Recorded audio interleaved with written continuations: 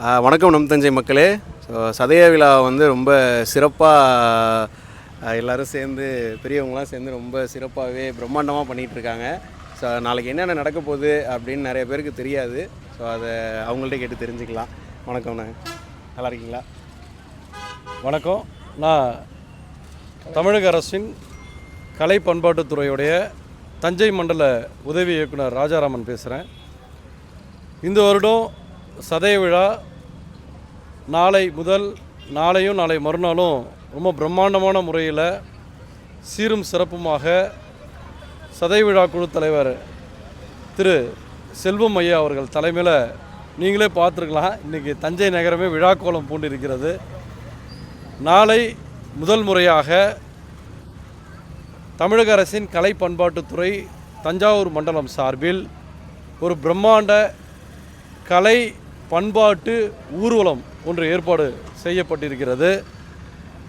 சதய விழா குழு தலைவர் திரு செல்வம் அவர்களுடைய ஆலோசனையின்படியில், அவருடைய வழிகாட்டுதலின்படியும், ராஜராஜ சோழன் 1000 ஆண்டுகளுக்கு முன்பு எப்படி அரண்மனையிலிருந்து இந்த பெரிய கோவிலுக்கு அவர் பிறந்த நாள் அன்று, அந்த சதய விழா தினத்தன்று எப்படி அவர் வருகை புரிந்திருப்பார், அவருடைய பரிவாரங்கள், அவருடைய குதிரைப்படை, அவருடைய அமைச்சர்கள், அவருடைய வாயில் காவலர்கள் உட்பட எப்படி இந்த தஞ்சை நகருக்குள் அவர் வந்திருப்பார் என்பது நாமெல்லாம் பார்த்திருக்க முடியாது.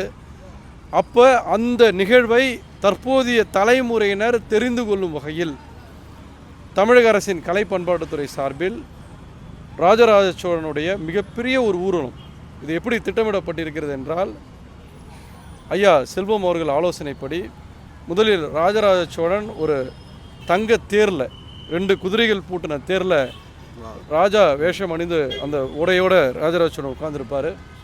அவருக்கு முன்னாடி 2 குதிரை படை வீரர்கள் வேல் பூ எடுத்துக்கிட்டு அவருக்கு பாதுகாப்பாக போவாங்க. இப்போ இருக்க பிளாக் கேட்ஸ் மாதிரி அந்த காலத்தில் அவருடைய தனி பாதுகாவலர்கள்னு சொல்லலாம். அதுக்கு முன்னாடி 10 அமைச்சர்கள், அவருடைய அரசவையில் இருக்கக்கூடிய 10 அமைச்சர்கள் போவாங்க. அந்த 10 அமைச்சர்களுக்கு முன்பாக 60 காவலர்கள், அந்த காலத்தில் அரண்மனை காவலர்கள்னு சொல்லுவாங்க, அந்த காவலர்கள் அணிவகுத்து போவாங்க. அந்த காவலர்களுக்கு முன்பாக நம்மளுடைய கலாச்சாரத்தையும் பண்பாட்டையும் உலகத்திற்கே எடுத்துக்காட்டுகின்ற வகையில் பொம்மலாட்டம், கோலாட்டம், மயிலாட்டம், ஒயிலாட்டம், பொய்க்கால் குதிரை ஆட்டம், புலியாட்டம், அது மட்டும் இல்லாமல் நம்மளுடைய பாரம்பரிய இசைக்கருவிகள் தாரை, தப்பட்டை எல்லாம் இணைந்து ஒரு மிக பிரம்மாண்டமான முறையிலே தற்போதைய தலைமுறை, இதனுடைய மைய கருத்து என்னென்னா, தற்போதைய தலைமுறையினருக்கு 1040 ஆண்டுகளுக்கு முன்பு ராஜராஜ சோழன் எப்படி இந்த நகரை வலம் வந்தார் என்பதை தெரிய வைக்க வேண்டும் என்று ஐயா செல்வம் ஐயா தான் இந்த ஆலோசனையை வழங்கினார். அவருக்கு இந்த தருணத்தில் கலை பண்பாட்டுத்துறை சார்பிலும் தஞ்சை மக்கள் சார்பிலும் என்னுடைய நன்றியை தெரிவிச்சுக்கிறேன். ஏன்னா இப்போ இருக்கக்கூடிய தலைமுறைக்கு இதெல்லாம் தெரிஞ்சுக்கணும். அந்த ஒரு உயர்ந்த நோக்கத்தோடு ஐயா அவர்கள் இதை எங்களுக்கு வழிகாட்டி இருக்கிறார்.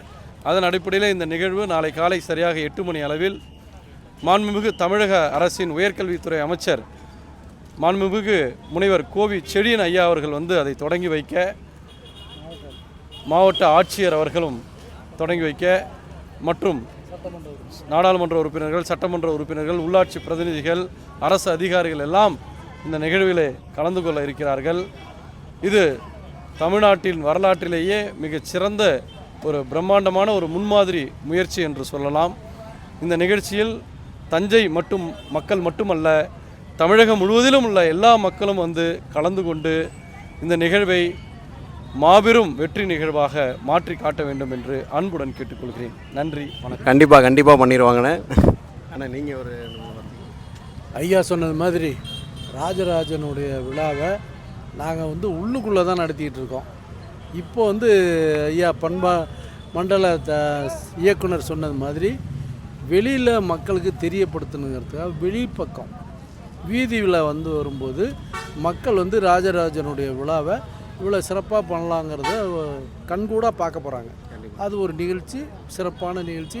நானும் ஒரு 10-15 வருஷமாக நான் தலைவராக இருந்து நடத்துகிறேன். ஆனால் இந்த வருஷம்தான் இந்த முதன்முறையாக இந்த ஊர்வலத்தை ஏற்பாடு பண்ணியிருக்கோம். மக்களுக்கு தெரியப்படுத்தணும். உள்ளே வந்து பார்க்கணுங்கிற உணர்வை ஏற்படுத்துறதுக்கு தான் அந்த ஊர்வலம் வச்சுருக்கோம்.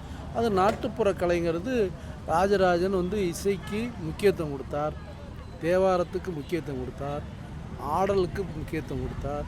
அதே மாதிரி நாட்டிய பெண்களுக்கு நிறைய முக்கியத்துவம் கொடுத்தனால 1040 பிள்ளைகள் நாட்டியம் ஆட இருக்கிறது.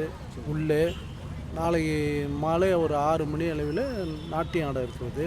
அதுக்கு முன்னாடி காலையில் 1040 எண்ணுங்கிற அந்த எண்ணு வடிவத்திலே பெண் பிள்ளைகள் நிறுத்தி வச்சு அதுவும் ஒரு பூ போடுற நிகழ்ச்சி ஒன்று வைக்கிறோம். அதுவும் காலையில் இங்கே உள்ள வளாகத்தில் நடக்குது. அதுக்கப்புறம் மேடை நிகழ்ச்சி, கருத்தரங்கம், கவியரங்கம், நாட்டியங்கள். அதுக்கப்புறம் அடுத்து மதிய கருத்தரங்கம் முடிஞ்ச ஒரு மதிய நிகழ்ச்சி தேவார இசை. தேவார இசைங்கிறது சிவபாத சேகரன் என்று பேரே வைத்தது அவருக்கு, அதுதான்.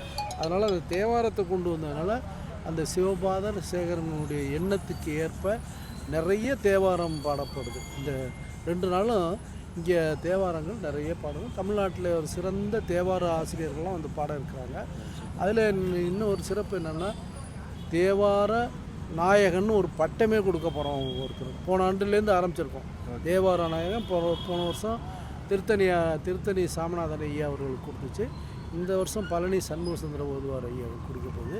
அந்த நாயகங்கிற பட்டத்தை இங்கே கொடுத்தா தான் அது ஒரு சிறப்புங்கிறதுனால அந்த நிகழ்வும் நடத்த இருக்கிறோம்.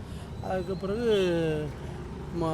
பட்டிமன்றங்கள், கவியரங்கங்கள், அதுக்கப்புறம் நாட்டிய அஞ்சலி எல்லாமே நிகழ்வு நடந்து, வில்லுப்பாட்டு இதெல்லாம் முடிஞ்சது பிறகு நாடகம், ராஜராஜனுடைய நாடகம், தத்ரூபமான ஒரு நாடகத்தை நடத்த போகிறோம். மனிதர்கள்லாம் இருந்து நடத்த போகிறாங்க. அது ஒரு சிறப்பான நிகழ்ச்சி இருந்தது. அடுத்த நாள் காலையில் சிலைக்கு மாலை அணிவிக்கிறது. சிலைக்கு ஊர்வலமாக போய் சிலைக்கு மாலை அணிவிச்சு அப்படியே வீதி உலா தேவாரத்தை எடுத்துக்கிட்டு யானை மேலே தேவார சூடி எடுத்துகிட்டு ஊர்வலம் போகிறது. தேவார விற்பனர்கள்லாம் 4 வீதியும் பாடி வர்றாங்க. அந்த நிகழ்வும் முடியுது. அதுக்கப்புறம் பேராபிஷேகம், அப்புறம் தீபாராதனை, அதுக்கப்புறம் சாயந்தர நிகழ்ச்சிகள் மேடை நிகழ்ச்சியாக நடத்துகிறோம். மாண்புமிகு நீதியரசர் ஐயா மகாதேவன் அவர்கள் வந்து சிறப்பு செய்கிறார். குன்றக்குடி அடிகளார் வந்து சிறப்பு செய்கிறாங்க. இந்த தஞ்சையில் வந்து இலக்கியத்தில் சமுதாய தொண்டில் செஞ்ச ஒரு 4-5 பேர் எடுத்து அவங்களுக்கு ஒரு விருது கொடுக்குறோம்.